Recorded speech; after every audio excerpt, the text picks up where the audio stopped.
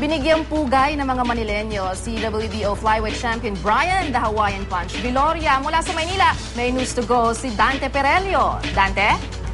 Yes, isang hero's welcome nga ang ibinigay ng lokal na pamahalaan ng Maynila para kay WBO flyweight champion Brian the Hawaiian Punch Viloria sa kanyang pagbisita rito. Bandang alas 9 ng umaga nang dumating si Viloria sa Manila City Hall kasama ang kanyang may bahay na si Erica. Agad silang dumiretso sa opisina ni Mayor Alfredo Lim para mag-courtesy call. Sinundan naman ito ng maiksing press con kung saan binati ni Lim si Viloria at inabutan ng munting regalo dahil sa kanyang tagumpay.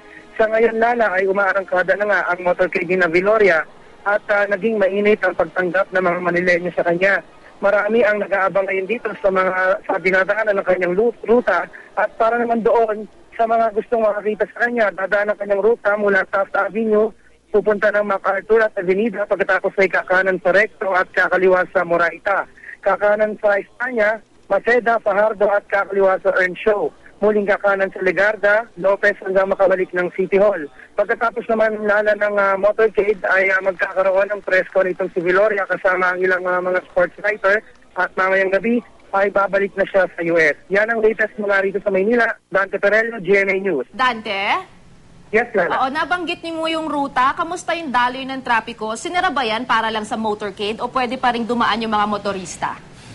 Pwede pa rin dumaan, Lala. Actually, maganda yung daloy ng trapiko dahil hindi naman inukupa itong motorcade. Marami ang mga nakastandby dito ngayon ng mga traffic enforcer at mga pulis na siyang nagmamando para maging maayos na itong daloy ng trapiko. Sa ngayon ay lahat ng rutang dinadaanan ay maayos na maayos at wala tayo nakikitang build up ng traffic. Maraming salamat sa iyo, Dante Perelio.